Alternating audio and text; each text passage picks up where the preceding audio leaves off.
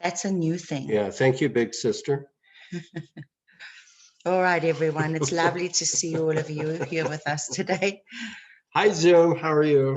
Yeah. Hope you enjoy the thoughts. We are not going to mention all of you by name, but we recognize so many old faces, new faces, and it's just such a pleasure and an honor. And we love hanging out. So thank you for joining us today. And we really hope that all of you have been happy, feeling better, feeling good. And that's what's important. The satsang is interesting because it's going to be very Zen for those of you who don't or aren't familiar with Zen. Yeah. Zen is what we call the direct approach. Whatever Zen is. You know, Zen, no one even knows what Zen is exactly. So, Well, and the direct approach is usually non-intellectual. I'm out of here. We don't like to go on and on and on about concepts and ideas and reflections and great big words. Instead, we want to try and bust all of that right out of the woodwork. And I was thinking earlier on about how I would best want to start off the satsang in a way that really can be a way you guys can all remember, hopefully remember forever. Every time you meet with a teacher, every time you talk to each other, every time you get involved in your own hubris and your own need to try and impress others with all your knowledge. We want to try and help you understand that in this particular area, knowledge is not your friend. Experience is. So the statement I'm going to start off with today is enlightenment is the ego's biggest disappointment. My students will be very familiar with that statement because I say it all the time, because only an ego would ever want to get enlightened. All of you are already enlightened. Therefore, what do you think separates me from you? What do you think separates you from Jesus? What do you think separates us from the Buddha, Kalima, or all your ideas and meanings that you give whichever God that you are into? You can contemplate by yourselves, but I'm going to help you out only because that's our job this morning. Nothing separates you other than your level of clarity. That's a word I've decided to start using because a level of consciousness is becoming more and more ridiculous as the months go by, years go by. Consciousness is what we all are. It's already perfect. Our clarity about our own perfection is what's at stake here. Most of us don't think that we're perfect at all. Most of us second guess our own existential experience. Most of us, especially seekers who are addicted to seeking, are bent on experiences, hoping to bliss out in love and awe for the rest of their lives, where nothing could be further from the truth, living most of the time in what I call denial. Denial is what happens when the shit's hitting the fan all around you, and you are somehow saying, oh, it's all God, you know, Hitler's busy, you know, burning the Jews in the concentration camps. Oh, well, Hitler's God too. Guess what? God is all love, unconditional. When our consciousness isn't clear about that love, then man, humanity, does certain things and behaves in certain ways that can be evil. There is such a thing as evil.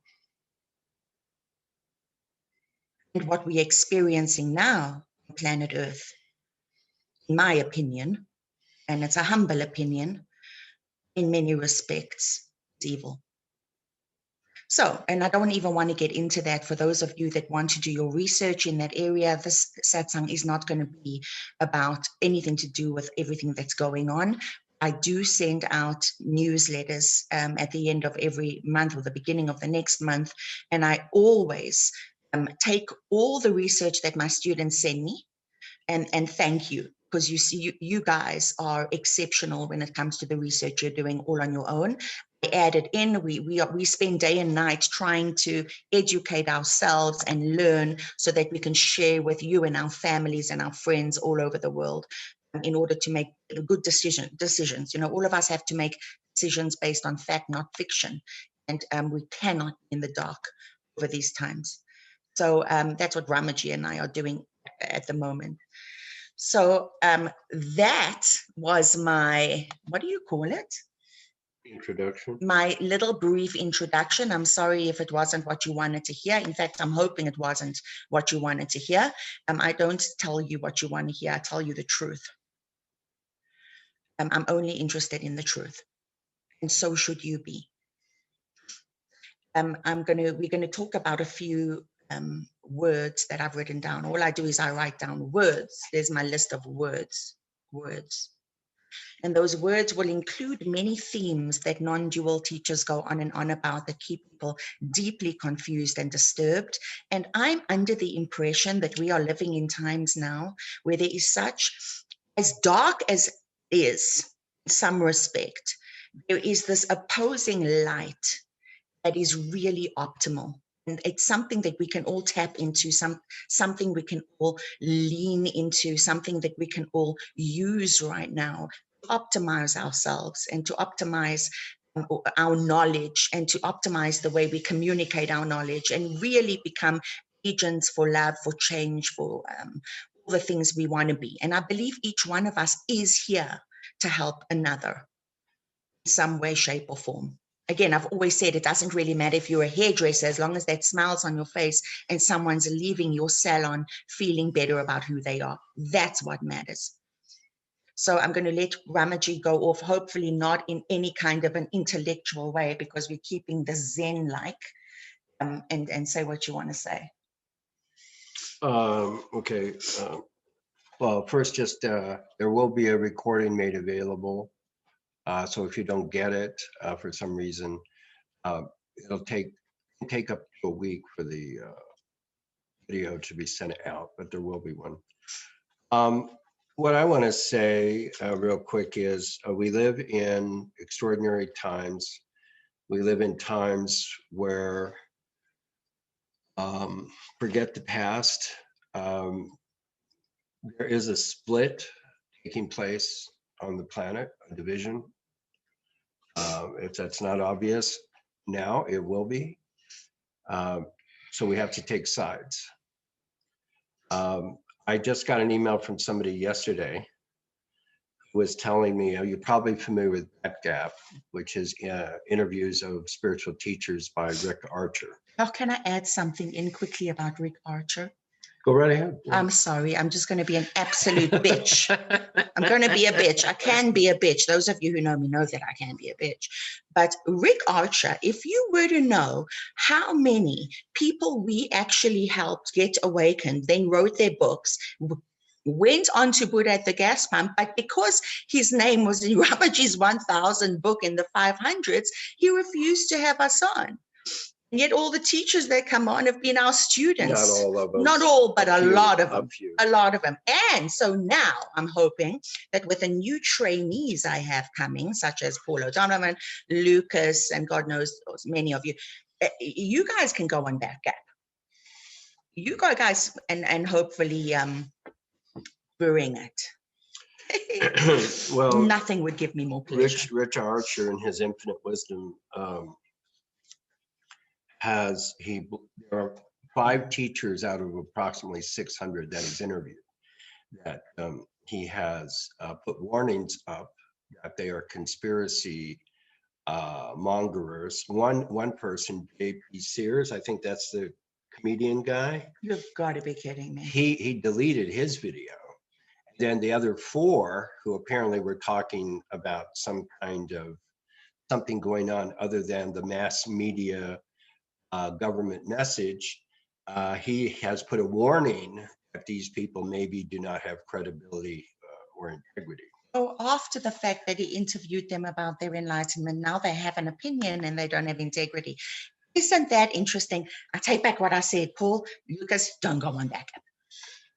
You know. Well, they can do whatever they want, but don't say you came from us, okay? Because yeah. And I've got more examples, but that's good for now. That is pretty much what has motivated us to talk today. And we're going to try to really nail this down, what's going on and why it's going on. But that's what this is about. I think we're dealing right now in a real separation between, those that talk the talk and walk the walk. Now, it's easy to say because if I say that, and then I'm assuming that all my opinions and decisions are right, I know that for a fact that they may be right for me. Doesn't mean for a second that they're right for everybody else. But it doesn't give me the, I don't like conscious TV, Ryland. Or maybe I do. Have I ever seen conscious TV? I think you like conscious TV. Oh, maybe I do like conscious TV. Thanks, Ryland. Anyway, what I was saying is that, coming to a place where you're being authentic about your own belief systems does not mean you need to force them on others. What it does mean is that if you have compassion and you care and you love other people and you feel they're in danger in any way, shape, or form, you would then obviously share various information with them so that they can do their own research and then come to their own conclusions, be that what they are. No judgment here.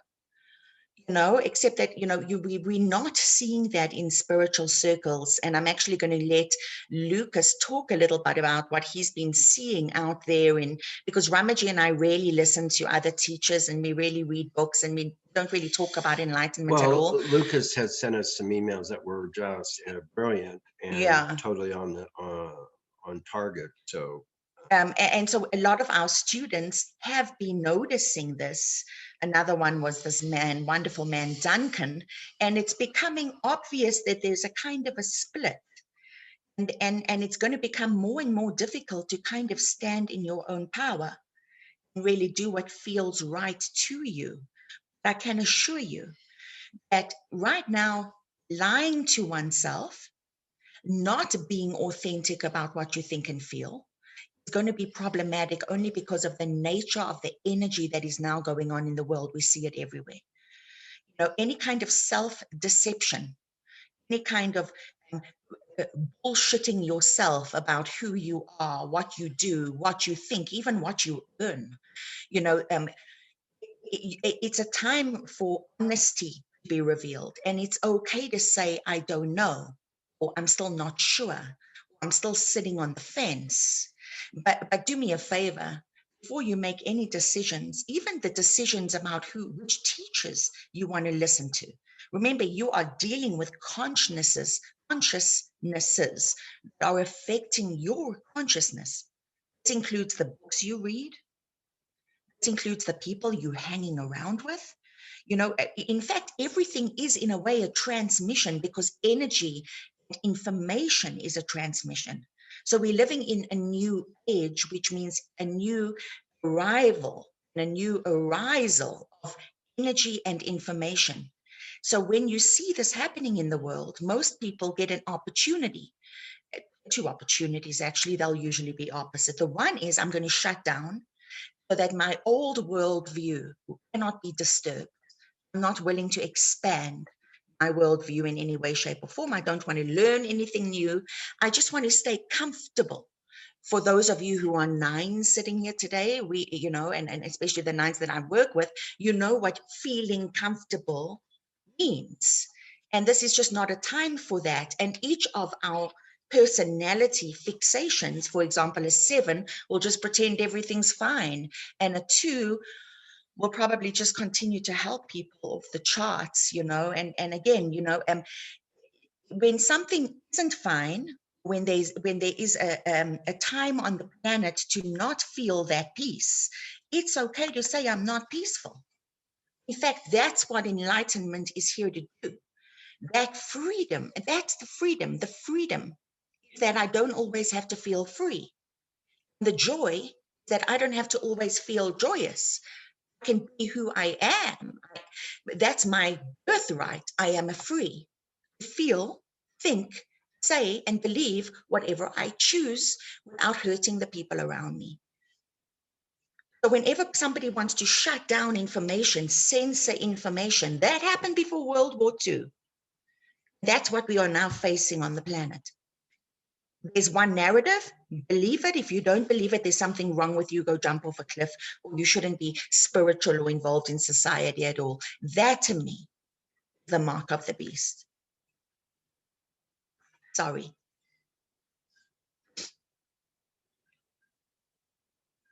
Ramaji. Okay.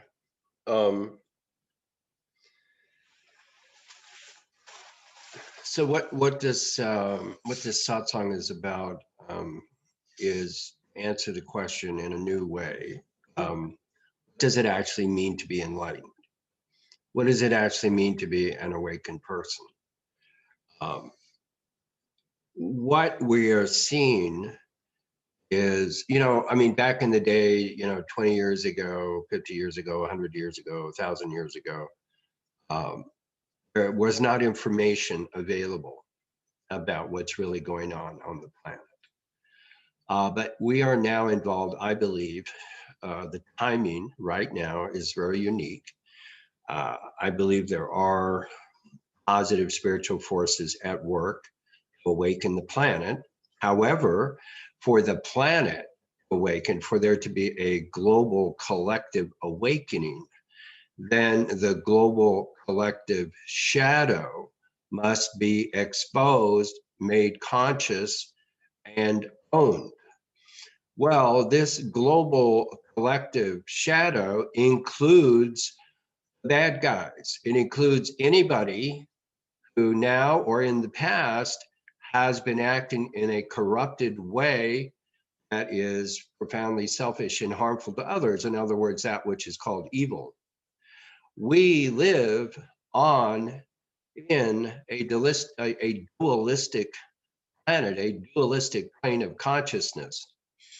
The awakening does not eliminate the duality. The awakening enables you to see the duality with clarity. Then once you have seen it with clarity, then you can make a conscious, compassionate action. You can take conscious, compassionate action and do the right thing. We're only here for a relatively short time. So our job, as Ananda was saying, is to live the truth, say the truth, and embody the truth. And be the truth. Well, embody, be the truth. That's what I meant. So that's what we're here to do. And frankly, nobody knows if they or even the planet will be here tomorrow. So this really is day by day, be that way, live the truth. So to go ahead. Go over some words. I want to, I've had some fun times recently. I've had a blast. I've actually been having a blast, I have to say. This is, I'm in 8. We're the challengers. So of course I challenge. I like to challenge. It's my nature, challenge. So I'm going to just talk a little bit about some of the, I really want to keep this to non-dual and awakening, because I know many of you are post 1,000, you're close to 1,000, you're on the path. And so I think these little nuggets might be able to help speed this along. So we're going to talk about certain words. Well, can I just say one more thing about kind of wrap up what I was saying? Of course. Sorry to interrupt you. Yeah. Okay. So I'm good at that. To talk about agendas that have been in place by the deep state or the negative elite or the CIA or whatever, Mossad, Vatican, whatever, is not anymore a conspiracy theory. It is now the fact that, these people, yes, the 13 families, thank you, bloodlines, who started World War I? Who started World War II? Why? How did it happen? What's the truth? Well, this information is now out there. There's tons of books, even on Amazon, that will basically inform you. So one of the purposes of this satsang is to tell you that, as far as we're concerned, to connect the dots and see how this all works together and why there is an agenda behind the pandemic or plandemic and the vaccination and so on is to understand it's not political. We're not talking about being political. We're talking about the shadow that has been basically, people by themselves left to their own devices are good.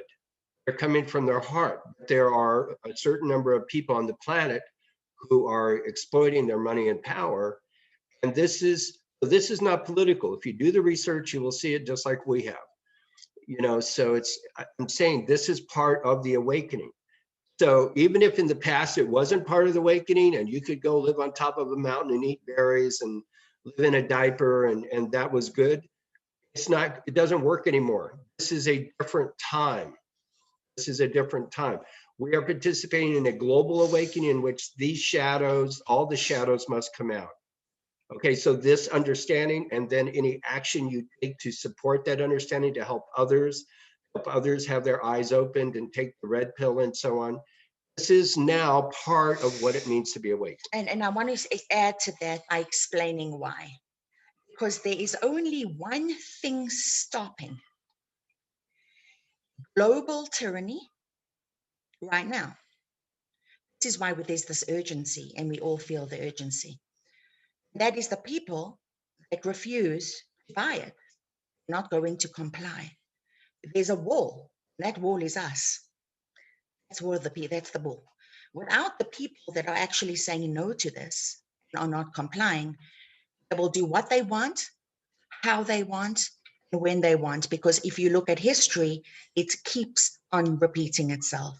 So the only hope there is right now, and I do believe there's hope, because I believe that more and more people are actually willing to do this research, to look into it, and to step out of their little eye and their own little self and really notice what's going on the planet, and then take actions to help. And remember, it doesn't matter how. You can just support somebody who's doing exceptional work. You know, you can spread something on Facebook or shoot, or, you know, not Facebook probably because you'll be taken down. But again, there needs to be a lot of people standing in the way now, because that's all there is. There's nothing else standing in the way. Yeah, there's only a few of them, and there's billions of us. Yeah, but a lot of people have bought into that agenda. Well, like what's his name? Okay, sure, yeah. You know, what's his name? Yeah, right. From Buddha at the gas pump. So anyway, so let's move on. Can we move on? Because I don't want this to be a kind of conspiracy satsang at all. I think that we've given enough information. You can always go back into my where did we put the information? On my newsletters. And there I've given tons and tons of information. Plus, or other emails we sent out because we thought a video, or usually it's a video, was just extremely, because this is all unfolding very rapidly, especially from the doctors with integrity that are doing the research. They're working day and night, literally, to get facts to us, the reality of what's going on with the virus, the vaccinations, etc. And one last comment is, this is not just what it looks like. This is also a very sophisticated, high tech, okay, very high tech global takeover. Okay, so this isn't just about even vaccinations or transhumanism, artificial intelligence, AI. We have to educate ourselves about all of this, and we will be sending out some more, eventually some, we're looking at some stuff right now as to how to best have the big picture about what's going on here. It's astonishing what's going on that they don't even tell you about. So this is all part of what we must understand nowadays. This is the climate. This is the environment we live in. We have to be smart and educate ourselves and take action, and then help others get educated. Okay. Also, the spiritual work we're all doing right now. So let me try and be as which boils down to love, as you were saying. Always love. Love yourself. Always love. We wouldn't be sitting here right now. I don't think anyone would be sitting here right now unless we knew that there was immeasurable potential for unconditional love, and that the majority of humanity really does want what is best for one another, and wants to be validated, wants to empower, wants to feel as if they're a part of a whole, of something that's really good in the world. And I truly firmly believe that. So let's talk a little bit about sahaja, natural state. I think that comes up quite a bit. I often have students say to me, well, if I do the rasa, will I get into sahaja? I had that question pretty recently. I said to the guy, my response was, dude, you're in sahaja. I said, right now, as you ask the question, you're in sahaja. That's your natural state. The clarity you have around your sahaja is what's up. In other words, sahaja means something. That word means the natural state. It doesn't say the blissed out state. It doesn't say the love state. It doesn't say the high state or the low state or the medium state. It doesn't say the angry state. It says the natural state. And natural actually encompasses all the states. Everything. It's all the states. So which means what? If I'm angry right now, I'm in my natural state, doesn't it?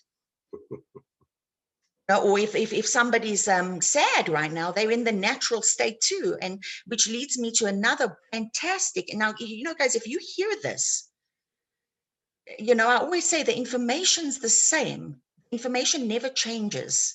The student changes. You suddenly hear it. If there's a reason why you're not hearing it, it's because you usually are bent on some kind of ideal or belief system about what this should be that stops you for allowing it being what it actually is, which is why they call it isness. Again, they don't call it isness. They don't call it joyless or joyousness. They call it isness. It is. And that's it. You see, all it has to be is it just is. Then another fantastic quote is, when you're sad, be completely sad. All of you be sad. When you're happy, be happy. I'm not telling you that if you're sad, you start psychoanalyzing yourself and take meds and then go see 10 teachers about why you're sad because you should be being blissed out. They're actually just telling you that if you're sad, you're sad, and if you're happy, be happy, because that's your natural state. Now, why are people so opposed to their natural states? Why is there something wrong, you think? Because that's what really leads seekers to seek. There's something wrong with me. Not in the natural state. I'm in some other state. Why am I not in the natural state? Well, because Bhagavan wrote a book. And his state isn't my state. Well, Bhagavan was also a 9. He lived in a certain culture in a certain time, and he was able to wear a loincloth on a mountain, and he was, could be there. And it was a beautiful thing. Beautiful information came out of him. But guess what? We all have that in us. No, you didn't see Jesus twiddling his thumbs in the temple, did you? No, he got very, very, very angry. Why? Because something needed to be done at that moment in time. And he was being present. That's what arose in him. He didn't then go see his therapist and say, oh God, why did I get angry? No, he just got angry. That's what was needed at that moment in time. Well, the other thing about sahaja is that it's spontaneous and effortless. Yes. So Jesus is being spontaneous. He might have been in a great mood before he got to the temple. Then he saw what they were doing. Absolutely. And then he lost it. But it was all spontaneous, and there's no effort on the part of Jesus thinking, oh, these guys, I've got to correct them because of this, that. No, he sees what he sees, and then he acts. He feels what he feels, takes the action. It's all natural. It's all effortless. It's all real and authentic. And he's simply being himself. That's what sahaja means. I wanted to clear that up first. Another beautiful thing I often hear is that it astounds me, actually. I need to be in my awareness. I had a moment that I felt I was spacious awareness. Guys, are you aware? All you've got to do is ask that question. Are you aware that you're aware? That's spacious awareness. You don't have to look any further than that. It doesn't have to be a song or poem. We are all spacious awareness. I know I'm spacious awareness. It's so spacious. I can see thousands of things all the time. And then when I fall asleep, it slowly goes into kind of sleep. And it's beautiful. When I wake up in the morning, I know I've had a fantastic sleep. I'm aware of that. So we don't, in other words, all this building on these concepts to make yourselves feel better or feel more enlightened or important or fill yourself up with all this knowledge. Thinking that there's something else. Again, it's taking you, as opposed to this is it. Correct. It's taking you further and further and further away from what is. Which is why often, and I'm not saying Advaita isn't useful. Yes. It's useful when you want to narcotize and sit and listen to Rupert Spira for hours, and not have to deal with your own existential reality. It's like taking marijuana or some kind of psychedelic. Yeah, it's going to be a trip, man, but guess what? I'm going to land up back here. And yet here is the last place anybody ever really investigates. Something's wrong with here. Why is that? Oh, no, I'm feeling stressed. Rupert might help me. He's going to talk about love. Now, I'm not saying there's anything wrong with doing that if you feel that you really get this. And yeah, you're just going to zone out because he says some fabulous words. I want you to remember, you're the guru. You're the guru. You've always been the guru. You will always be the guru. No one, nothing can take that away from you. No matter how hard we even tried, we couldn't take, not that we want to, we just want you guys to remember it. Have that much clarity. That's all this work is. We're living in times now where this energy is so palpable. It's here. You can feel your presence. You can sense your presence. It's here. You don't have to go looking for it anymore. Because there's nowhere to go. I'm asking you all to investigate what is here now. Who am I here now? And how can I best optimize this human being that I am? Because it's precious. It's limitless. And it can do anything. That's your birthright. Again, it's all your birthright. So the sessions you're doing with us is only sessions for a certain amount of time. Then when you have the clarity, it's like, yippee, yay, now I'm being me. I can live my life. It's not a state. I'm not going to put you into any kind of state. God forbid. I just want you to be in the natural state and not feel there's anything wrong with it. That's what it means. And it's important right now for people to understand this. Because we need you. Can I say something? Yeah, you can say a lot. Well, I think what's happened in the last, since early 2020 with the pandemic, really shows, we've talked about spiritual bypassing before. It really shows seeing the teachers' reactions.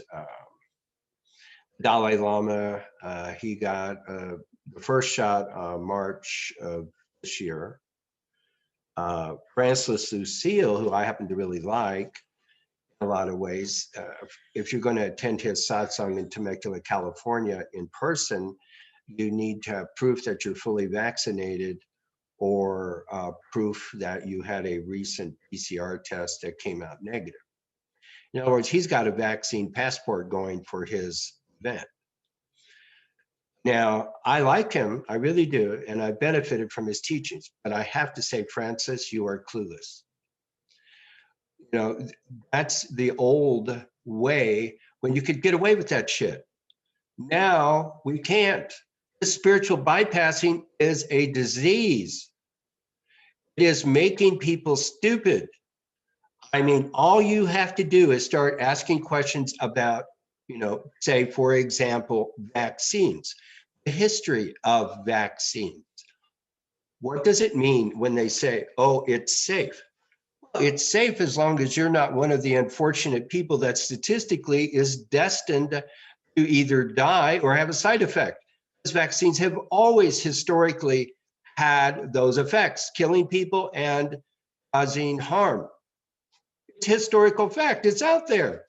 CDC will tell you There's plenty of books about it.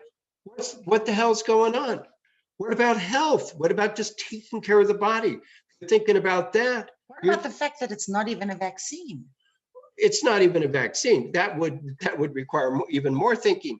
But just thinking, just for as far as we're concerned, you know, and like, for example, this whole, like, say the teaching, yes, it's experimental gene therapy. You know, this whole teaching, you're not the body, for example. Okay, I'm sure you're familiar with that one.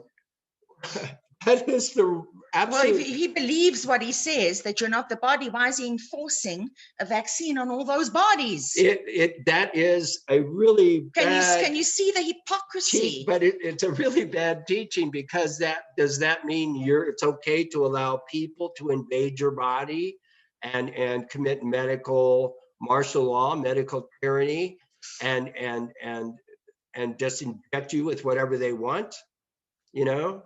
But worse, it's actually saying to people that you cannot come and join me in my hierarchical spiritual light unless you've been vaccinated. And you know what I would just say? Fuck off. You know, and the Dalai Lama, I mean, he is a guy who is a student of science. So I really makes me question. Now, a Dalai Lama is another person that I respected a lot. I don't know what to think now. Well, maybe he doesn't know. He may not know, or maybe he's not really being vaccinated. It's just that. But the thing is, somebody in his position, having the power to influence millions of people to take the vaccine or not take it, I'm sorry. You know, it's either profound ignorance or something worse. You know. But let's talk about this, because I happen to really like Dalai Lama. I think he's the last Dalai Lama, thank God. You know, but anyway, what I'm saying is, let's talk a little bit about holy people. Okay, he's mentioned the Dalai Lama, and that's interesting. Okay, think about the people that you've always deemed as holy.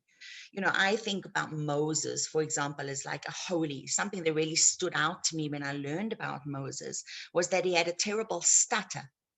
And he really didn't want to do that kind of work, because when somebody stutters giving these big speeches to the Israelites is like a nightmare straight from hell. And he was basically said, or he asked, why me? You know, I mean, I'm just a shepherd. You know, he had that humility about himself. And then God's response was, and this is a message for everyone, you know, you can have certainty that the right words will come out of your mouth. Why? Because that's who you are. You're with me. In other words, we all have that divinity within us, and that is what happened. Remember, the Bible is very metaphorical. It's metaphorical. It doesn't mean that Moses necessarily existed, or Jesus. We don't know.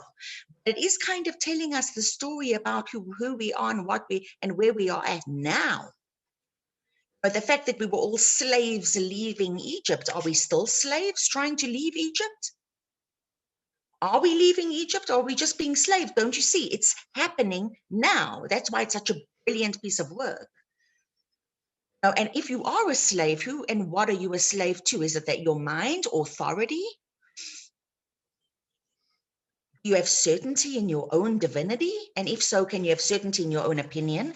And please don't think for a single second that we are saying to everybody, oh, we won't be your friend if you won't be vaccinated. Some of our students have been, and I love them just as much. That's their choice given the information. It doesn't make them worse or not worse. It means they believe the system and they're making that choice. But you don't kick people out because of their choices. See, that becomes a tyranny. And that's what Ramaji and I are so concerned about right now.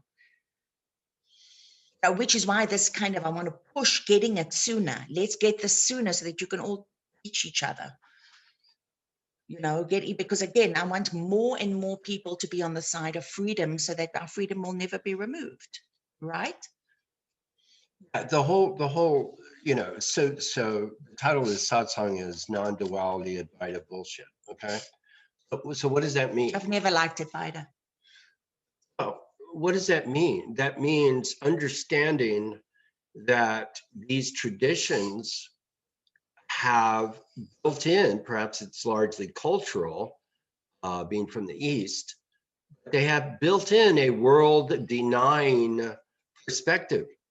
Shankaracharya, who is well-known author of major Advaita books, textbooks, lived at a time 500 years ago or whatever it was, where women were not allowed to study Advaita. That's just 500 years ago, something like that. I mean, think about that. Okay, plus I think you had to be over a certain age, you had to be a Brahmin, so it wasn't even good enough to be male. You actually had to be a certain caste out of the 4 castes. I mean, think about that. So we've got to, whatever we're going to have in terms of our awakening, being in sahaja, and then expressing it and living it, it's up to us. It's up to Ananda and myself, and it's up to each one of you to truly make it your own and truly, I respect and acknowledge the traditions, and I've always wanted to match my experience against what I understood them to be saying. However, it's one thing to say, I got an A on the test. It's another thing to say, I am, like say I got an A on the exam to become a medical doctor. It's a totally other thing. What do I do with my medical degree? And that's what we're talking about. You're awakened, you're at 1,000, or you're in non-duality, yay, fantastic. Now you've got to make it your own. You are the authority. Now you be the teacher, the guru, whether that doesn't mean being a spiritual teacher necessarily, but as Ananda said, actually embodying it and making a difference in the world. Now, whether there was all of this stuff going on right now or not, it would still be true that we in the West must make this Western. And in the West, that means knowing what the hell is going on. What the hell is going on with your government? What the hell is going on with the medical establishment?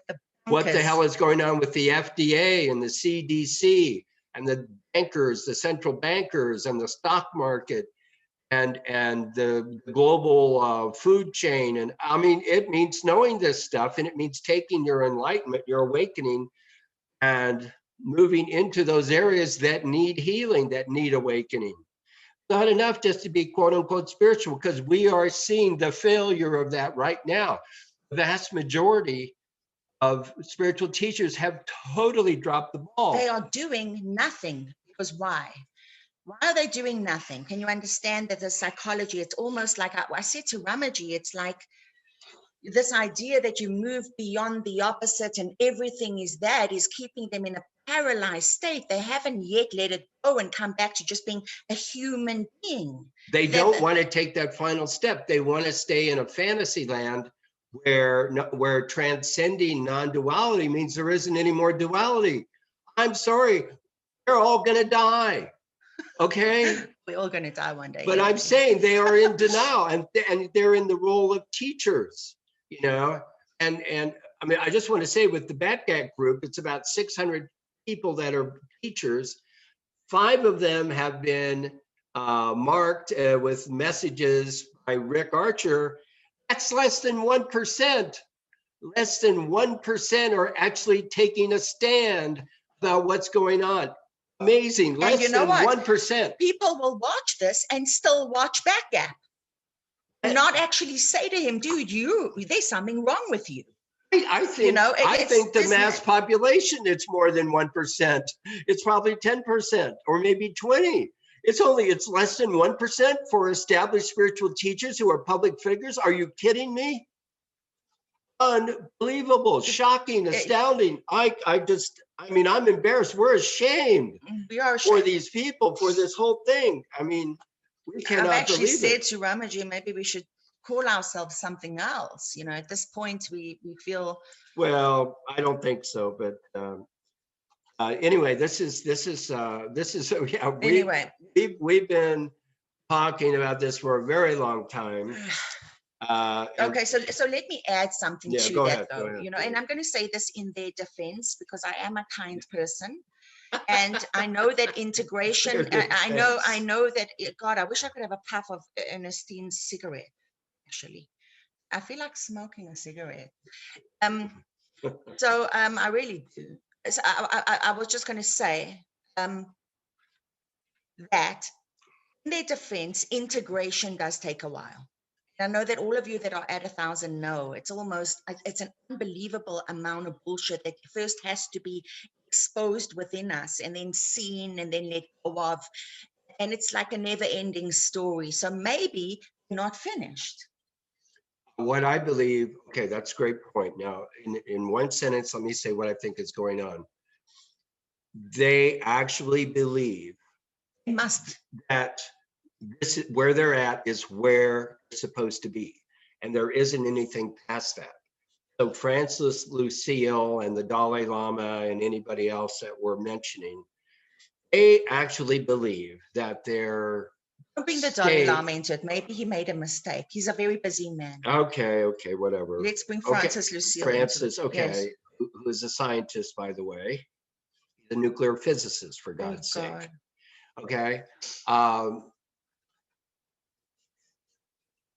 They actually believe that is non-duality, that is Advaita. Now going to Zen, we happen to really like what are called the 10 Zen bulls. Yes, I did put the Dalai Lama in. And we put a few, we're revising the book now. I don't think there'll be anyone left at 1,000. I'm joking. No, that's not. But there'll be many that are not there. We are going to remove some people. Yeah.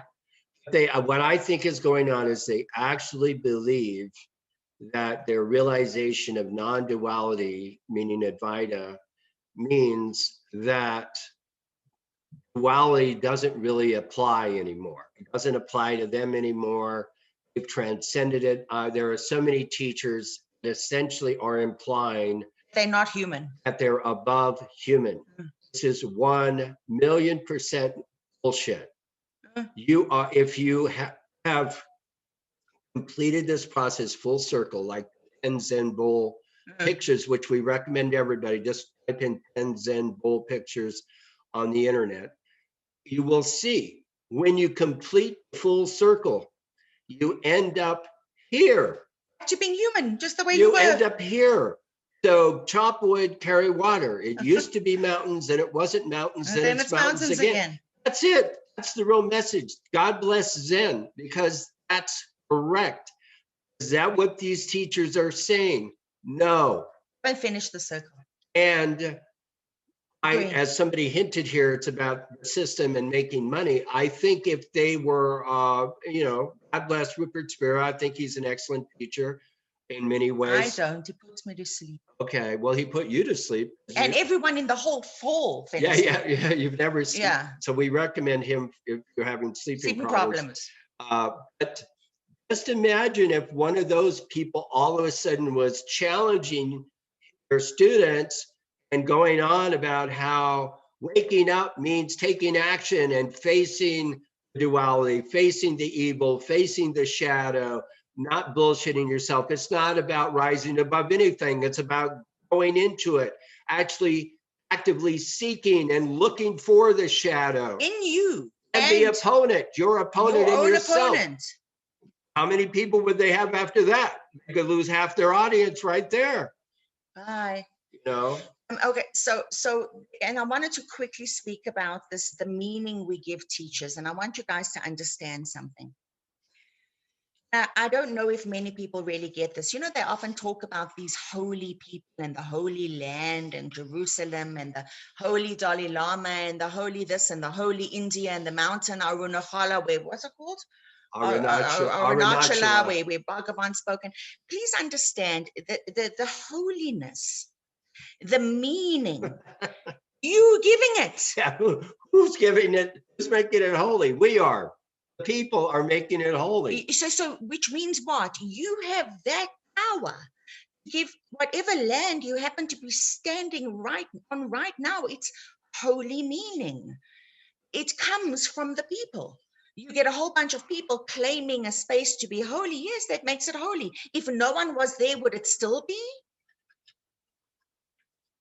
You know, does anybody have the right to say I'm more holy than the next human being? There's a hierarchy here. Well, it might have a special energy that the animals are attracted to. It's an electromagnetic water thing. And we all have wonderful. So there could be special places. Yeah, but they're not holy. Holy is a human concept. You know? You provide the meaning. People misunderstand how powerful they are and land up giving all their power away to others, This is to about other teachers, to teachings, to religions. It's happened throughout. It's always happened. There's an opportunity here that is to take back our power.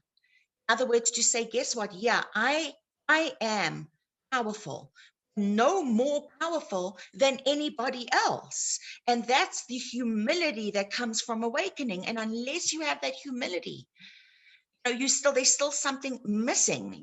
Humility is I would say the most important thing that you actually awaken to. It's like, how could I have ever thought that I'm going to be higher up or less than, Well, or than anybody else? okay, that's a great point, because that, I realize as you're speaking, that is what is missing.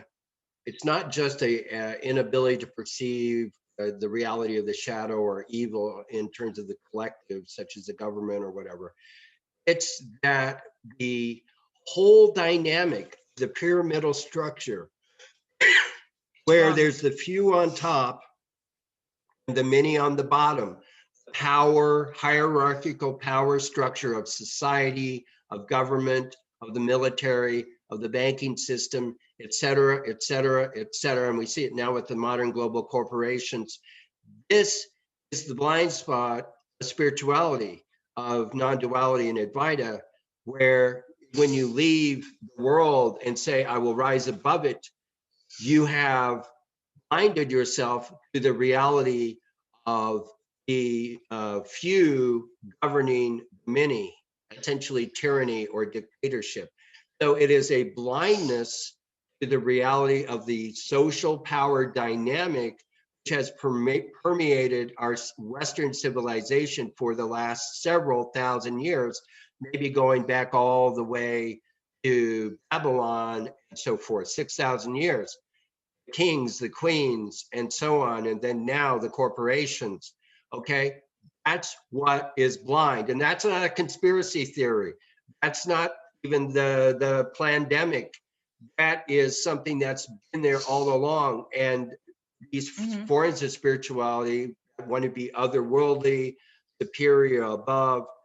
They are absolutely blind to it, do not acknowledge it, do not think about it. And I think that is really at the heart of the problem.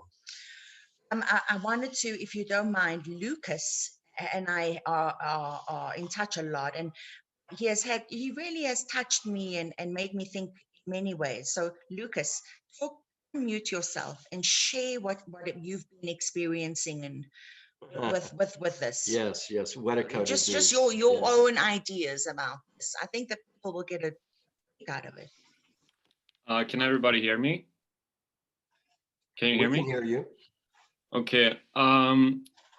What I think about this is that Advaita is making everything so streamlined as possible, and just making everything simple. And Advaita talks a lot about denying the mind, denying knowledge, and talking about the mind as something bad. And the whole point with Advaita is to transcend Mind, consciousness and transcend mind, and just staying out of everything, and just being above it and not really be in the world. And what's important is to realize that we are creator beings. We are here to create the world. And when we do not take possession of our minds and take responsibility for what the world we create, we will have other people think for us, and we create, from the law of attraction, we create the world that they want. So for me, it's a lot about responsibility, that we are in charge here. We create the future, and we create with everything we do, even what we think, how we talk to our friends and family. That is energy moving. And we have to realize that that society is blocking our infinite creator abilities. And once we step out of this matrix, we can see that we have infinite possibilities. We can create a world of peace and harmony. And I think that is where we should have our vision, and we have to expose all the negativity and all the bullshit that's indoctrinating. It's getting indoctrinated in us. And one of this things that's getting to us, that's domesticating us, is spirituality, because that cuts us away from ourselves. And I think that's a huge problem. Brilliant. Thank you, Lucas. You know, it's funny, Lucas and I discuss this all the time. It's actually become a hindrance to people's growth, especially Advaita, versus something that helps them become more empowered, more themselves, more active, taking more action. It's doing the opposite. That's why we're feeling this disappointment right now, because listen, I'm not disappointed. I've got the most exceptional students who are no longer my students, but my friends. They take action. They know what and why, and they are creating exquisite worlds for themselves. And I have no doubt they will continue to do so. On a mass consciousness level, though, we all do have a responsibility. And you know, the word responsibility really is our ability to respond. That's what responsibility means. We can either respond like sheeple, agreeing to whatever anybody else says and doing what they say and not doing any of our own researches and following like fools, or we become empowered and we decide, guess what? I'm not going to say yes or no until I really have done my own research. I do not want to live in a society that is going to go along with this kind of tyranny. I'm going to, in fact, move if necessary, somewhere more rural. I will do whatever it takes to be able to live a life and be surrounded by people who are like-minded and think the happy thoughts and be happy and share my knowledge and my joy without being afraid to do so. No, so I would say now is more, I don't know, I'm sure that Lucas agrees with me, the discernment you need now has never been greater. It has never been greater, because it's like we're being pulled into an evil agenda that I even wonder if people know how evil it is. Because it could literally, I mean, I think it could literally, I don't like to say this, but humanity could become a robot. A robotic consciousness, completely robotic. Global AI cloud, turning people into cyborgs, combined with the 5G satellite network, where there's already thousands of satellites. Yes, if you do your research, that's what this whole Internet of Things is about. Yes, exactly. They want to kill our connection to the divine. The evidence says that the people who are behind this global AI revolution are materialists. They do not believe there is a divine. Their idea of enlightenment is to turn everything into something they can control, because they think they're right, and they're essentially coming from their head, from their intellect. There's not a single one of them that's coming from their heart. And anytime any of them start to awaken in their heart, they have to leave. Did you hear what Lucas said? No, I didn't. Because actually. It was absolutely brilliant. He said that. I'm going to have to listen to that. Well, yeah, I can't wait for you to hear what he said. He said basically what we are creators. We create our reality. And what the Advaita teaching does, a lot of it, not all of it, but a lot of it, is you kind of rise above it. So you don't actually take part in creation. You kind of just go with the flow, thinking it's all perfect already. Not able to actually cross the barrier from that. Yeah, it may be perfect already, but we're still evolving through a realm which needs our conscious thought, our conscious attention.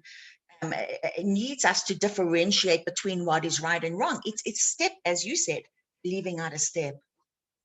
Well, there is a tendency for all human beings to escape. They want to escape this moment. They don't want to see the pain that is inevitable in human existence. Or in themselves either. Or the shadow that's in themselves. And so the way I resolve that is, and I totally agree with that statement, but the way I resolve it is, if your emphasis, if what you are committed to is to know exactly what's going on, to see it with clarity, to know exactly what is in this moment, moment by moment, in every moment that you are alive, then you will see that if you are in a burning house, get the hell out, or do whatever you have in the forest to do. and a bear is coming to attack you, run in the other direction. You're not going to jump in the bear's arms and perfect say, too. oh, you are that, I'm that, let's give each other a hug. If you're in a burning house, what's perfect? Get the hell out, and maybe rescue somebody, or do whatever you can to put the fire out. That's perfect as well.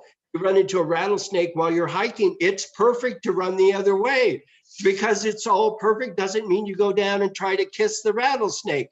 This is a fundamental flaw. Now, there are those who go beyond it. There always have been. The really great teachers did go beyond. Nisargadatta Maharaj went beyond it. He didn't buy into that bullshit. And I actually think Ramana Maharshi didn't either, except he was an Enneagram 9 and he was just being himself. But that doesn't work for anybody else. It doesn't even work for 9s, because you have to be a really self-actualized 9.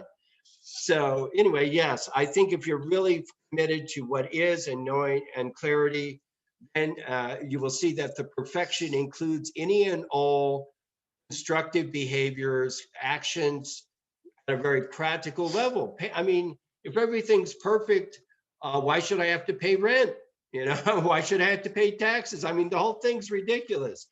So instead, no, you should be making money. I mean, that's money's a whole other thing where they think, because I'm enlightened, I shouldn't have to pay money for things. Oh, come on. How are we going to live? You're not special. Because you're enlightened, you're not special. And because you're enlightened, you're basically the servant of everybody else. That's all. Because they're ignorant. Most of them are not enlightened, quote unquote. They haven't realized their true nature. They don't have that clarity. So that puts you in the position of having to be the parent to a bunch of children. I wanted to add, so I had these words, right? And what I'm hoping to do with the words is kind of like just insert something that maybe, and I pray, and you can email me if it helps, just the words themselves should spark something.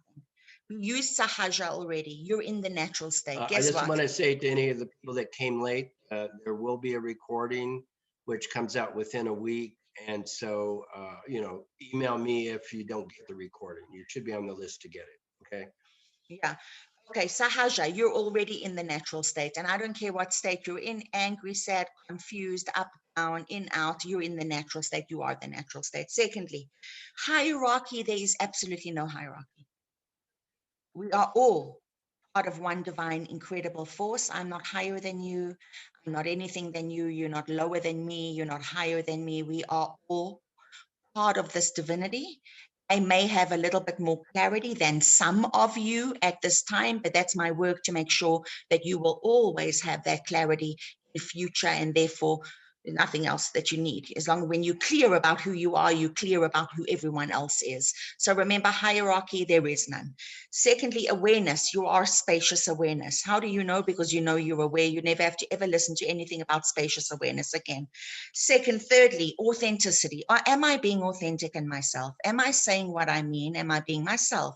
Does that mean if I'm feeling confused, scared, upset, nauseous, mortified, terrified, I can actually say, guess what? This is my natural state. This is what I'm feeling right now. I'm not acting. I'm not pretending. I'm not being who I'm not. I'm being precisely who I am. Why? Because this is who I am. I exist, therefore I exist. Existence doesn't make mistakes with its creations. Okay, we're allowed to reach out to each other. We love each other. We're supposed to be support for one another, share information, and treat each other with mutual respect and human dignity. When you see any spiritual person who's claiming to be spiritual, not treating those who do not think like them with mutual respect and human dignity, it's time to ask big questions. Okay, another one. Existential experiences versus author's experiences. Guess what? I wrote a book. I had many experiences. I'm not my experience. That was then, this is now. Ramaji may have had his experiences, the book 1000, and he talks about how he went through the 700s, the 800s, the 900s. Guess what? That was him. That was his experience. It's not meant to be yours. You're supposed to listen to what is your experience. You're the guru. It's existential for you. It doesn't have to be like anybody else's, and it's not supposed to. So remember, don't get pulled into thinking other people are better or know more. You could all write your own books about your own enlightenment, and they could all be bestsellers, and good for you, and I hope you do.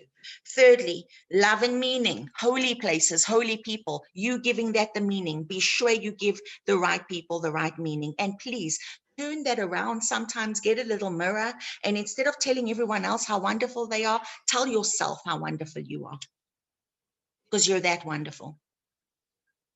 You don't have to give all this power away to anyone. You are wonderful, good, kind, exceptional people.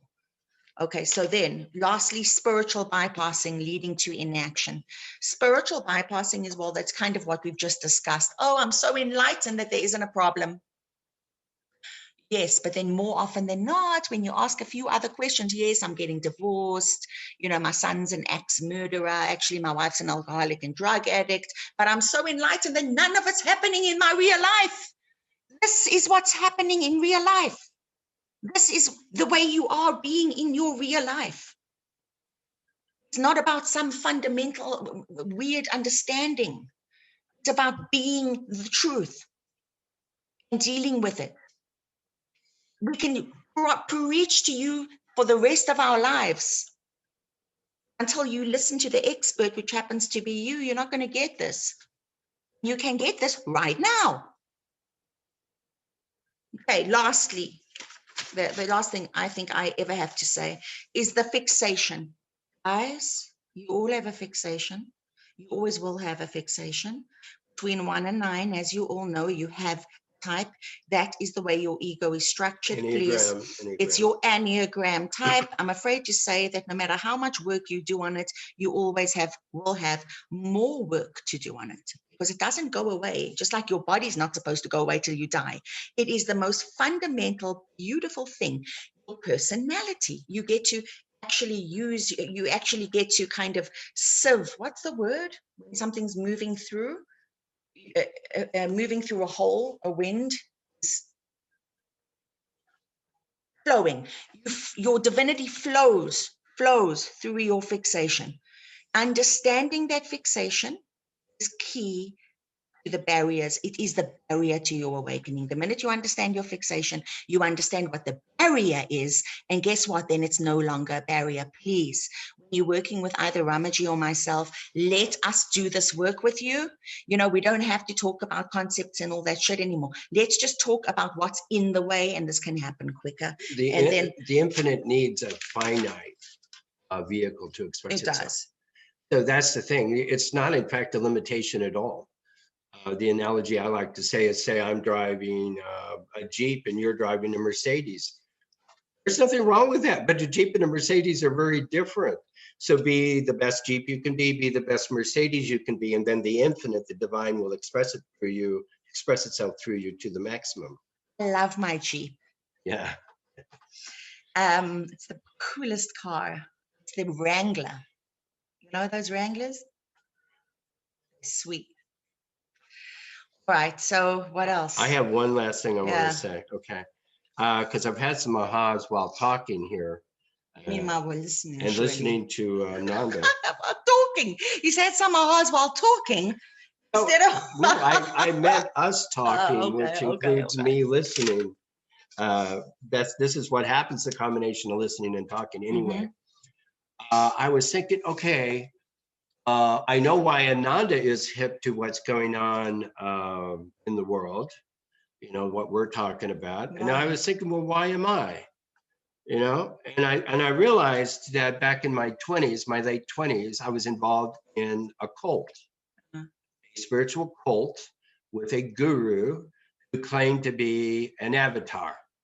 He claimed to be a God man, the avatar. And I got sucked into that, because I was looking for a magic man who was going to do it for me, Anyway, he turned out to be basically a psychopath, and a liar. And that doesn't mean he didn't have some kind of awakening and didn't have some kind of powers. He had sex with girls that he shouldn't. Well, he had sex with my wife, my legal wife, okay, at that time, totally destroyed our marriage. So anyway, to make a long story short, that was an eye-opening. It was a super shock. It was very traumatic. But after that, I spent a good 2 or 3 years spending a lot of my time studying the psychology of cults, psychology of gurus and psychopaths and narcissists. I woke up to the reality that there are people in positions of power and influence who are lying, who have as their agenda manipulation, control, dominance, and deception. Okay. Now, I wonder how many of the spiritual teachers or people in general I'm have also wondering been that. through that kind of revelation, that kind of life teaching. Now, as traumatic as that was, I was probably going through trauma for about a year. And of course, I lost, the family wouldn't even let me talk to her, you know. Anyway, okay, so it was traumatic, but I am so grateful that I went through that. It opened my eyes to the reality of human evil. Okay, now evil, we don't mean that in a judgmental sense. We just mean it's like, say it was a con artist, like what was that guy's name? Bernanke, who stole billions of dollars from people. It would be like, hey, this guy's a con artist. Don't invest your money with him. He's going to steal your money. It's a pyramid scheme. Okay, so that's what we're talking about here. That kind of eye-opening. That's another kind of awakening that is complementary to the spiritual awakening.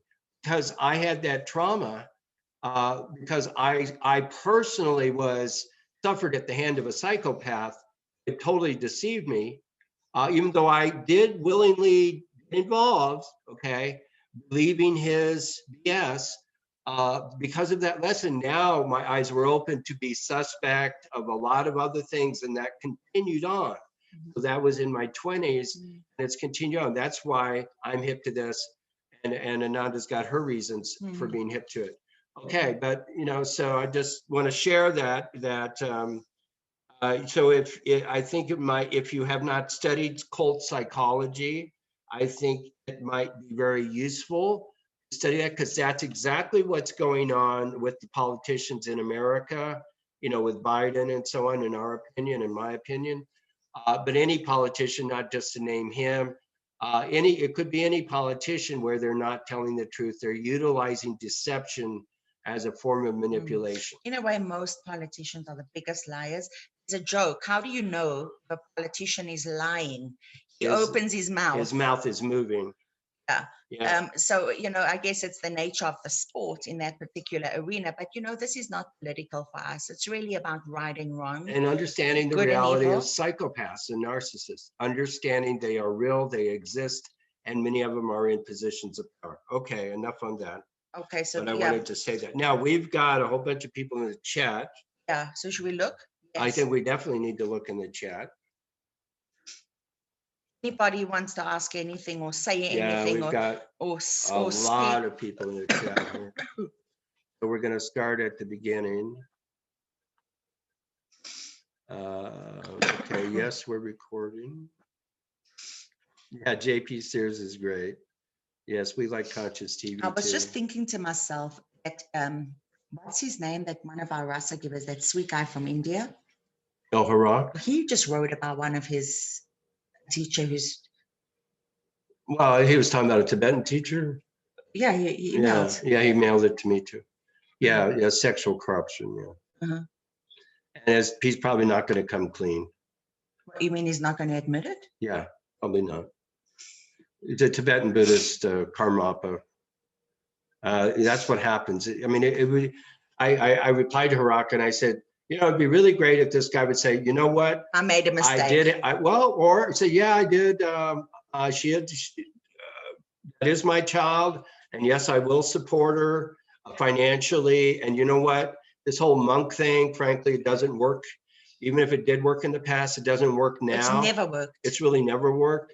That'd be great if he did that, but he's probably not going to do that. Okay, so new energy coming from the sun. Yes, from the sun, from galactic center, from probably some kind of space clouds with high energy space clouds, and also from the Earth in terms of the Earth is intensifying the frequency of consciousness or clarity on the Earth's surface where we live. Mhm. So I have it that it's actually in the 900s right now, and it's going to go to 1,000 now. I don't think she agrees, but that's what I think. No, you know what? I'm going to leave that expertise to you. You know more about it than I do. Which means once it's at 1,000, that means game over for all of the institutions, all of the structures, all of the governments, everything that was established when human beings were at a level of.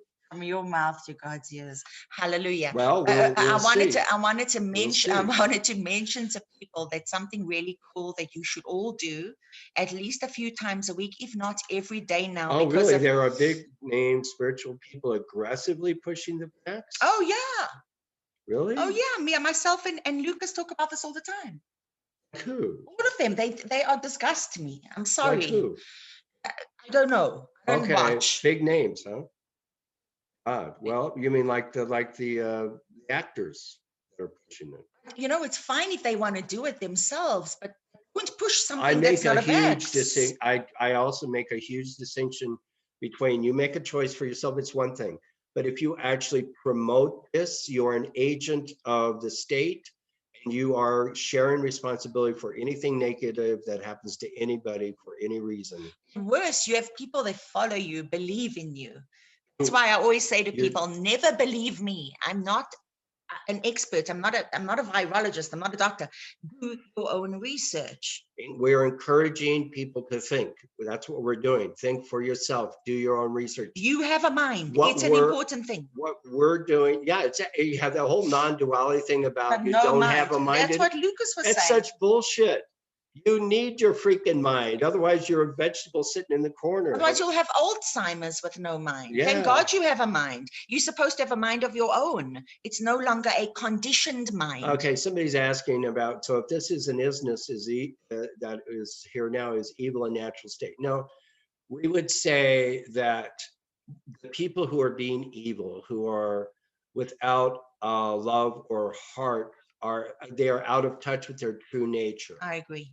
So evil is not natural. Evil is essentially a dedication to receiving for the sake of the self alone.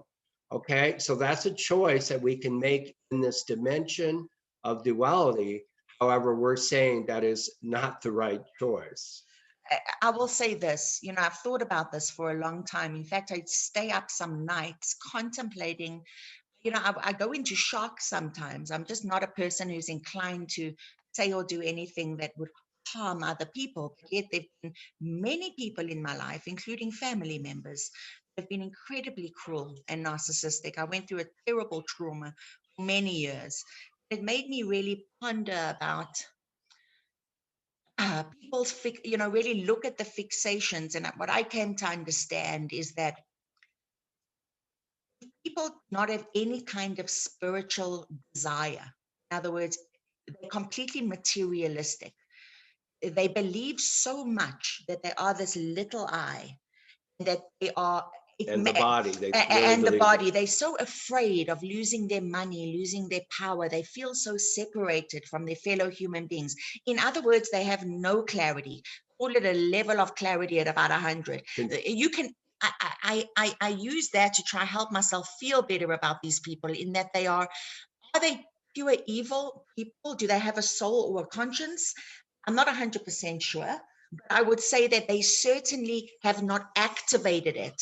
So a very good person to learn about and who spoke about this in great depth was actually Rudolf Steiner.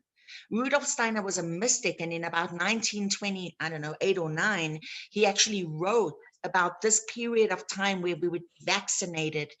There'd be these illnesses and this idea that people would lose their soul. There would be less of a connection to the divine, and that would actually be the reason for what's going on in the world right now. And I find it astounding that he could have known all that then. He calls it the 8th sphere.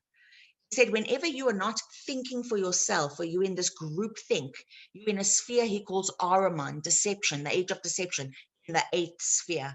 Now, most awakened people awaken from the conditioned mind so that they can have their own thoughts and ideas about things. So if you really want to understand that, I've done a lot of research into, because I don't understand it either.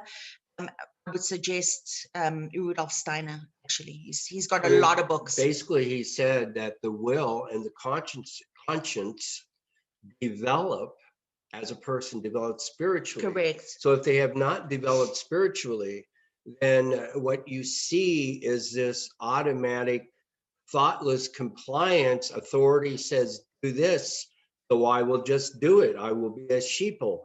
And they don't know anything else. You know, so they are in a state of ignorance or stupidity or dullness or confusion, call it what you like. But you know, to actually stand up and say, here is what I believe, what I think, what I feel, and I will stand up for it, and I will take the appropriate actions. That's actually profoundly spiritual, because that means you have free, independent will, and you have a conscience. Okay? So what we're seeing is most people do not have that. The majority do not have that. That's what we're seeing. This is a giant test. This is a giant expose of how people have been living day to day, asleep and ignorant. Now, we're happy to talk to anybody, but the truth is, if somebody wants to stay ignorant, there's not anything we can do or you can do. We can reach out. Okay, so let's see here. Hopefully that helps explain the thing about evil. No, I kind of think of it more in terms of psychopaths and narcissists. No, it's funny, I would have this conversation with Ramaji over the last few months. He would keep on saying to me, you'd say, you just can't grasp human evil. Like you keep on making excuses, because I make excuses for people. And I've learned the depths of human selfishness and indifference. Yes, and because what they will do to others, like project their shadow on somebody else rather than own it themselves, project it on the scapegoat. Yes. Do the gaslighting as a group against the scapegoat. You know, so basically anybody who has, anyway, so it's a whole subject. Yeah, it's that we could do a whole talk on that, but I can tell you, it's been a shock to me. Okay, so let's see here. So they're going on with the questions. So the natural state is whatever state you're in. Well, natural state is. Yes. Okay, well, yes, except that, yeah, okay. Cynthia's in the natural state. We'll say yes, we'll say yes. Yeah. Okay. Absolutely. Yes, the vaccines, experimental gene therapy, yes. Yeah, you know, people who think they're doing the research are caught up in Pfizer or J&J. You know, I went on DuckDuckGo, which is not as limited as Google, and I was really astounded. It was really, really difficult on that search engine or on Google to actually find anything contrary to the mainstream narrative. Why are they censoring like this? So I am very sympathetic to somebody who thinks they have done the research into these vaccines. And all I can say is, if you have somebody who wants to do the research or is doing the research, then send them to the VAERS, VAERS information database of the CDC, or to the European equivalent of that, which shows the number of deaths and the side effects. You know, we're not going to go into it here, and I think we're going to send out an email with information on how to access this, because this is public record. This is not conspiracy theories. This is on the CDC. So we're going to show that out. So if you do send that out, because so that when you have somebody who's challenging that there's anything wrong with the vaccine or it's dangerous, there's tons of stories from people, real life people, saying what's happened to them after taking the vaccine.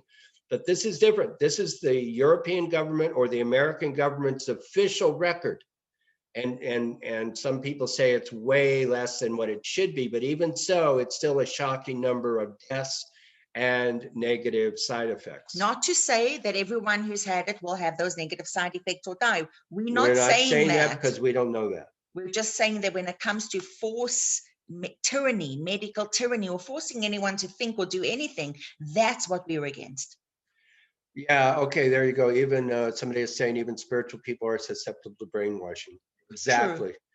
If you do not, like, for example, once I began to, well, I had studied psychology in college and hypnosis. I started to then study this whole area of the use of hypnosis and induction of trance in television, in movies, in advertising, Mind control. in copywriting. I studied copywriting. I actually made my living for a while as a copywriter. So I studied the manipulation through words. And, if you don't study this stuff, guess what? You will be brainwashed. Well, the thing is, we've all been mind controlled all of our lives. The TV we watch, the media is a mind control. And you always know when it's not in your best interest. Why? Because it makes you feel scared. Fear is not a natural feeling. It can come and go, but it's not meant to be perpetuated day in and day out for year after year. It demoralizes people. It makes them feel powerless. It makes them feel as if they have no choice, and then they have to look to some kind of human being or some organization to save them. And that's precisely what they Yes, want. a lot of people are scared to speak out. That's right. But that doesn't mean there isn't something that a lot of people can do. You can, like we said, you can support people that are whistleblowers or are doing the research and are educating. You can send them some money. You can send them links. You can, anybody You know. can just tell them thank you. We're not saying go make yourself a target, lose your job, et cetera. We're not saying that. You still have to be comfortable with it. It has to feel right to you. I mean, there are these doctors and scientists right now all over the world. They have given up their reputations, careers. They've been literally, they have been, I've never seen people be more, what is the word? Literally like eliminated from society, like they're pariahs, like they're not even human. Cancelled. It's like cancelled, as if they don't exist and everything they have to say is bullshit. And these are some of the top scientists, the ex-VP of Pfizer himself. You've got Dr. Northrup. She was on Oprah Winfrey, I think 10 times. She's written about 5 bestseller books, all about women's health. She's been canceled. She gave up a medical license. She said, I don't even want this because I don't want to be a part of the medical community. I mean, these are the kind of brave people that we are watching coming forth now, and hats off to them. And when people act like that pretty much tells you that you can trust them. Because agree. if they're willing to do that, then they're your friend. They've given up everything. They've given up everything that they had for you and me. Okay, so we can trust them. Whereas the joke in terms of the mainstream media is whatever they tell you to do the opposite. Do the opposite. If they're talking about something, that's not what matters. It's what they're not talking about that matters. And at this time, I would say to you, spiritual teachers that are telling you how to be or what to think or what to do, rather remove yourself from the energy. That's my advice. I'm not saying they're bad people. I'm not saying they mean harm. What matters to me and the people that come and hear us, who listen to us, who have sessions with us, is I want you to be your own guru. Until that time comes, then you'll be able to distinguish for yourself between what is right or wrong, who you choose to listen to or not. And the other thing that is really cool right now is Lucas is also doing work with like Dolores Cannon. Do you guys know Dolores Cannon? Quantum hypnosis. She's passed on, but she did a lot of work with people that were coming here to help with the awakening. The planet, this real big and issue. There are some people that were her students that are now continuing to do the work with people, going into hypnosis and then having these insight memories, etc. Exactly. So we think there's really something to it with Dolores Cannon. And apparently she also helps with any kind of vaccine incident. For example, if they get headaches or you don't feel good, then Lucas actually works to help eliminate whatever that is. Lucas, if you want to put your information in the chat, your link, your website. And then I think also there was some woman that is doing the quantum hypnosis, and she's got some kind of a good message, useful message for us. if you want to mention her name, if you know what that is. Yeah, it's the I information. think she's versus on the- YouTube, I think. but I Is don't- that Lucas's person? I thought it was, maybe not. No, that Lucas, that's the info you sent me. Oh, okay. I don't know if he wants to share that, but It's he certainly okay, can. whatever, yeah, yeah. Or he can email us with whatever he thinks we should do. Let's see. And you know, If it was not for protests in Europe, they would not have added the negative test along with vaccine COVID pass. all I can say is thank God for So the it has UK and Europe. been a little success, yes. Yeah, that's the other thing I want to say. If there are any freedom rallies in your areas, if there are any protests against this tyranny, anyway, it doesn't matter what kind of tyranny. It could be the vax tyranny, it could be another tyranny, it could be any tyranny. Go and be a part of it. That's another way you can support. Yeah, that's important. You know, because again, if enough of us say no to being told how to think and what to be and how to be, it won't happen. We need the numbers. Okay, so somebody's saying people at 1,000 can be fooled as easily as anyone else. Well, I don't know so much. I wouldn't say that. I hear what you're saying. I would say they can definitely be fooled. Maybe in the beginning. I don't think as easily though. Oh. Or if they're given a chance, they will pick it up much more quickly. I mean, we both work with people who are post 1,000 and you know, who are adjusting to it or need more clarity. And it's a very simple matter. We can talk to them for 1 session or 2 sessions, and typically they get it and they're good and they're clear. Good to go. It doesn't take much. Whereas we could talk to the average person, trust me, they're not going to get it very quickly. So there is a difference, but your point is well spoken, and that is what we're really addressing here, is that your enlightenment, it's like a laser beam, like a flashlight. It works, but you've got to focus it on the right thing. You have to know where to focus it. So if you're focused off into, oh, I'm above human, I'm in non-duality now, which means I've transcended duality and everything's perfect all the time, exactly the way it is, even if it's Hitler or whatever. No, that's not what, you know, your flashlight is up in space. You need to put your flashlight onto the earth. You're a human and being. be a human being for God. You're a divine human being. Okay, yeah. Identify with awareness. They've not come full circle. Exactly. Identify with awareness. Exactly. Thank you.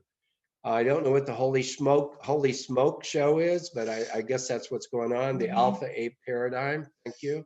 Wetico disease. Wetico is a word for basically craziness of Western civilization, as I understand it. Yes, we're talking about neo-Advaita, except we're also talking about traditional Advaita because it too is world denying. Very well denying. What you resist persists. Well, yes. However, we're talking about a form of resistance here. It's kind of like what you ignore will persist, and we're saying stop ignoring. We have to. At the same time, remember that a part of our evolution is to be creators. To recognize that what we focus on usually gets bigger. Therefore, a very easy way to know what they want you to focus on is just look what they keep on showing over and over again, keep on focusing on it, and it keeps on getting bigger and bigger and bigger. So really use your divine, you know, your point of focus, which is your ego. What are you focusing on? And focus on what you want. Not on what you don't want, but remember, it's the feeling that manifests, not so much only the focus or the thought, it's the feeling. So when you notice the momentum going into fear, the momentum going into something that you just doesn't feel good, let that be your guidance system. You know what, I'm going to go for a walk and focus on something else, but don't allow it to, in other words, don't let it blind you from the rest of what's going on in the world, because we have to be awake to what's happening. Don't be overwhelmed by the news. Don't, you know, if you're researching and you're getting freaked out or bummed out or depressed or stop researching for a while. Take a break. You know, keep a balance. Okay, so yes, hopefully the last rearing up of the evil. Yes, that's what we think. This is the last big rearing up of it. We hope so. We think so. Yes, they want to kill our connection to the divine, and in our opinion, they are using the vaccines to do that. So funny, you're not the first person to say that. Some A lot of people have said, oh, I've lost my connection to God. We've heard that a number of times associated with the vaccines, and then Rudolf Steiner, more than 100 years ago, identified that as what the vaccines would be used for, which means this guy really knew something. But remember, I don't really believe anything can have you lose your connection to God. Having said that, it would probably take more than just one vax, maybe 100 or 50. I know they want to keep on topping us up. So even if I you've don't had think it, it's going to take 50 or 100. I think a handful, like 3, 4, 5. I think it's not a lot. You I know, hope not. I hope I don't you're think it's wrong. going to take any huge number. No. The financial markets. You know, if you want to understand money, just read a book called the Creature from Jekyll Island. Creature from Jekyll Island by Griffin. It's one of the best books ever. If you want to understand anything about anything, the Federal Reserve is where it all starts. 1913 is when they kind of made that unconstitutional mess. The whole debt thing is Exactly. but you know, we can't really. Well, I think we will probably send out a resource. Another great email. person. The markets are completely fake and phony. A person to listen to is Corbett, the Corbett Report. James Corbett, Corbott. He's fabulous when it comes to the market. Yeah, and you know, there's a lot of, the best place to go is bitchute.com for the videos. Brand YouTube and Rumble. Rumble. Yeah. YouTube has basically canceled most of the good people. Okay, yes, lack of ethics, honor, yes, masonry. Is black magic at the higher levels? Yes, we agree.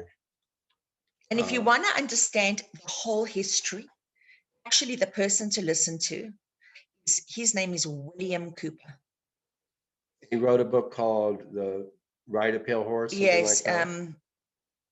Yeah, something William about Cooper. But he also has a YouTube channel, and he goes back into, you really want to understand Babylon. You want to understand the history of all this. The whole history, why we're going through what we're going through. And it's amazing, now. like how was Israel created? Why was it created? And who were the Knights Templar? Once you get into what about it, all these secret societies? mind-blowing. It's all affecting us now. The thing is, most people don't know anything about it, which is why we are also, I would say, we don't see how everything is so connected to everything else. We think all these events are random. They're not. They're planned by awful people. Yeah, I mean, you know, what we're saying is our view. I'm not Nisargadatta Maharaj. I don't actually know what his view was, so, or anybody else. So we're just speaking our truth as we understand it, doing so from our hearts. But no, we don't know about Aztec non-duality teachings, but there is a teacher, Sergio Magana. He has a book on Toltec teachings. If you go on Amazon, he has Toltec teachings, which are for the purpose of enlightenment. And also he has Toltec teachings having to do with prophecies about what's going on right now. And I have his latest book. It's very good as far as their view. And it's similar to the Mayans, but it talks about what's happening now rather than just 2012. Yes, there's a number of people who've used ayahuasca that we have worked with, and it seems to help most people. Yeah, as long as it's not a complete habit. It's not like LSD. And yes, some people have gotten into it as a habit, and then they basically are addicted. It's like any other. Because you're always going to come back here, you know, no matter what the trip. Yeah, this is a transition period, the last gasp of the status quo. It rises fiercely in defense of the collective ego. See it, love it, take conscious action in Sahaja to be the change. Correct. Yes, yes. Beautifully said. Yes, well said. Couldn't have said it better myself. About the ego fixation, will it stop hurting someday? I'm a 4. Not in this lifetime. Bless you. Well, no, I think it can stop hurting. It's just that the ego fixation. Well, what do we mean by that? It's basically the ego part of the fixation falls away. No, it's really a 4 is always going to be a 4. The fixation continues, but a blindness to it, your identification with it, and your resistance to it fall away. Yeah. I'm still a 5, so that's my fixation. I can make maximum use of being a 5 Correct. and be as aware as possible of it. So I have space within, just Mhm. like I was using the analogy of the car. But I mean, I was also going to say to any 4, and when I speak to 4s, God bless them, I always say to them that because you have this amazing empathy. I mean, you're also the most complicated type on the entire Enneagram if you're a 4. You need to use that energy wisely. And that will usually come in forms in the form of being very, very creative, highly intuitive, excellent teacher or therapist. And so you need to know where those blessings lie, and you channel that energy into. We got yes. 47 messages. still to Sadhguru check. is not opposing. I don't really have much time for Sadhguru. Yeah, Sadhguru and Amma, you know what? We have our questions about them. Yes, the celebrities are pushing the vax. Yes. Okay. Good. Using affidavits, filing them. Let's see here. Me and my friend are using affidavits to lay some groundwork for when shit hits the fan, and we need to be able to hold individual personally liable, getting them filed with relevant people in local high positions like chief superintendent of police, local counselor, attorney general, etc. Well, you're the kind of activist that we wish there was more people doing that. Congratulations. Where do you Fantastic. live? He's in England. Anybody lives in England and wants to join him in his activism, go for it. Those are the kind of people you join, you find out about, and you help. Somebody's already vaccinated. We do not know if you are harmed. If you don't have any side effects, our advice to you is if you took the first shot, don't take the second. If you took the second, don't take any more. Okay, it is called an experimental vaccine Until we have more for a information. reason. And the other thing is you can listen to Dr. Northrup, and she's actually saying that even if you've had it now, you can take ivermectin, you can take hydrochloroquine, correct, and you can stand on the earth. If you stand on the earth, because the magnetic, it's almost like the negative magnetic, not that it's negative as in negative, the charge though, is very, very good. Like with your bare feet. Yeah, so the ivermectin really seemed, first of all, it knocks out COVID totally, has no side effects, and it also apparently helps if you've had the shot. So we suggest you get into ivermectin. And have we sent out that? We haven't sent that out yet. The doctor's talking about what's helping them. They still, and I think they're going to find out everything about how to help this. And the other thing is be more. I think it's a little bit more harder on women, especially if you plan on having babies and fertility. So I would say those women, I would say those are the kind of side effects we're looking at right now more than any others. Yeah, so if you're asking a question, am I harmed, and you haven't experienced harm, well, then you're okay. You know, you're okay. Don't worry about it. Mm-hmm. Let's see.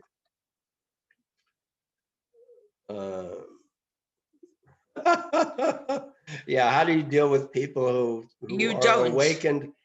I don't know, send them to us or just direct them to. Send them to us, absolutely. Talk to them about vaccination and talk to them about the facts about the people are dying and getting damaged at like 10 times the normal vaccination rate. Do you know what? I wouldn't even go there. Because, you know, usually when you... Okay, here is the link, openbears.com, COVID data. Thank you very much. Thank you. Usually when your LOC is at a certain point, you've got absolutely nothing to prove, no one to teach, and nothing to teach. Yes, America's frontline doctors are doing great work. Thank you. Yes, that's a website. Okay. Yes, we agree. This is, in fact, this is not a vaccine at all. These new ones, the mRNA ones, they're not even vaccines. They're experiments. You know, basically transhumanist experiments. Yes, exactly. People have a problem believing that evil could be real. I had a problem believing. Yeah. They only believe the information from the mainstream. We've been conditioned since we were born this way, including with vaccinations. It's like also think about how we've been conditioned spiritually. Oh, Lucas, some people go on saying to A40, you can email me if you are worried. So Lucas, I think, can help people. So he's offering to help you. Yes, that's who you go to if you need Yeah. help. Yeah, we don't have Go to that Lucas. we don't have that expertise, but Lucas does. Don't talk to me about Biden. I don't want to hear about it. I don't want to get political. Whatever but he says, it's the opposite. If he says he chooses truth over facts, he's lying. It's the opposite. I think he's one of He the chooses- most evil human beings on the He planet. chooses lies over facts. Okay. Yes, they're using the mind control. Yes, and brainwashing. Dr. Simone. Tony Gold. Robbins, good for him. That's who you look for. You look for the people that Yeah. are actually not afraid. Say, guess what? I don't know. And actually, I'm not going to do this until I do know more, or I'm still investigating it, or people should have the right to choose. Okay. So, Dolores is a star seed. Yeah. yeah, Starseed, we got to keep going here. Hypnosis session with Oh, let's Lucas was see. fantastic. Great. Is that Aaron? That's it. Go up. Don't You're so impatient. well, we listen. It's almost Oh, okay. We'll give okay. you the That's why I'm RASA now. impatient. Grumpy. Why I'm grumpy. He's This in the is my- natural grumpy This is my state. natural state. He's in the natural grumpy state. Well, I'm just like, we just don't have time for everybody. Let's see. Yeah, the shedding seems to be real, but we don't know the details. Pine needle tea or pine needle tincture. Yes, we've heard that that's good. I did get myself have a menstruation for almost 2.5 to 3 weeks recently, which was the first time for me. But then it could be that I'm starting to go through menopause. I don't know. Yeah, well, you were in the CVS drugstore for a long, long time, so it's possible. Yeah. Yeah, that's it. Real Toltec Prophecies. That's the book. Thank you. Yes, well, they say it's an imbalance, but that doesn't mean. Yes, it's an imbalance for sure. Woo-woo's good, Lucas. I mean, how much more woo-woo could reality be right now? It's like we're in the twilight zone. Yes, the metal sticking, yes, because of the nanoparticles after the vaccine. Maybe, Ryan, Ryland, maybe. I think we all choose when we go and when we come. Maybe. Or maybe it's just here to teach us all a lesson. There's a lot of people. Maybe it's actually here to help us awaken. That's what I believe. It's here to help the people like us stand up and do something. Well, there's a lot of reasons. My understanding is that the planet itself is going to another level where basically love is reality. And that means anybody who doesn't fit or doesn't want to fit, they will go. So basically a higher vibration people stay. People who are not living for the sake of self alone, they're receiving for the sake of sharing, in other words, love. That's what this is all about. So that means all of these bad guys will have to go. Mm-hmm. Don't let anyone fuck with you. Okay? That's kind of the essence. And that's my advice. Message That's today. my spiritual message of the moment. Right. So so that was wonderful. Should we do the should we have the quick men's room and then do We need to have the little break, yeah. So let's have a bathroom break for let's just say 5 minutes. Yeah, 3 minutes. Yeah. Well, let's say 5 minutes. Then we'll give the RASA, and we have Denisa with us. I think we've got Alexander with us. I'm not sure. Yeah, I think I anybody saw who him. is a And certified anybody, we've got RASA member. Irosha with us, who looks amazing. She's just had She does look hip great. surgery, and she looks like a supermodel after her hip surgery. And so, yeah, then whoever else wants to is doing this. Okay, thanks. Yeah, okay. So everybody, we're taking a break right now for 5 minutes.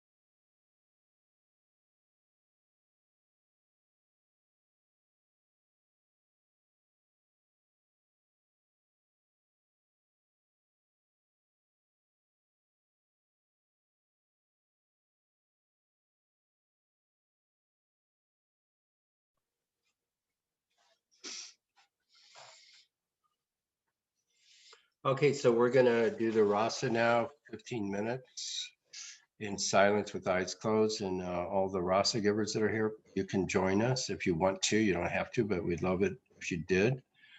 Just relax and receive. You don't have to do anything. If you don't have your video on, please turn your video on for the sake of the rasa, or it could be a photo of you. Okay, But thanks. anything is better than just a black screen, okay? We really prefer to be able to see somebody there. There you go. Okay, anything you want to say before we get No, started? just that we love you all and enjoy. Yeah, thanks so much for being here. You really make our lives so much better. We really appreciate your love and support, and we really encourage input, emails, links, insights about what's going on. That's been very helpful to us. We've learned about a lot of valuable things that way. You're welcome, Joshua.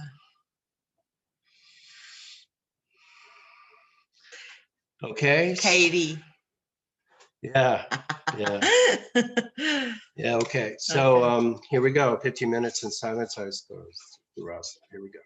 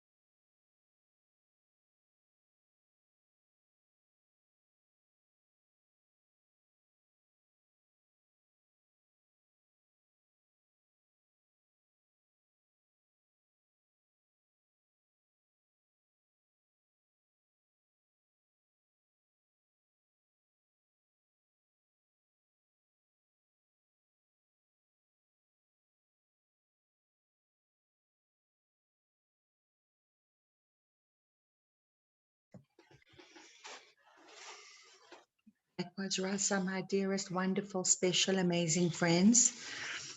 Thank you once again for joining us and spending this time with us on your busy Saturdays. Please remember the most important thing is to put a smile on your face and have so much fun. Life is meant to be fun. It's meant to be enjoyed. So go out there and enjoy it. This is it today. Thanks for all your input. Thanks for your ideas, and keep the emails coming with your links that you find and so on. And we really appreciate your support and basically affirmation of what we're doing as spiritual teachers. Basically. Yeah, you keep us going. Yeah, you do. There've been a couple of times in You the really company do. that we're keeping that I've been tempted to give it all up. But anyway, More for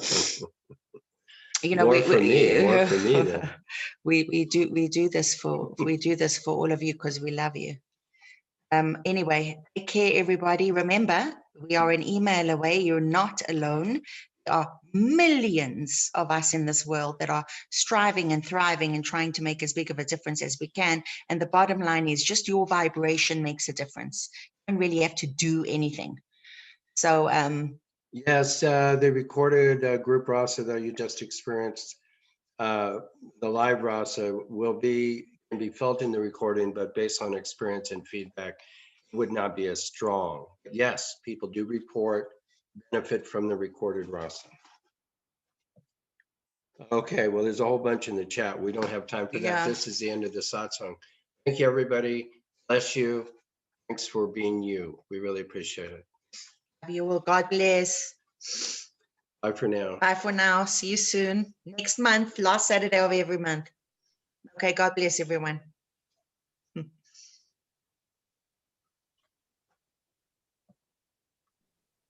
Bye. Bye. Bye-bye.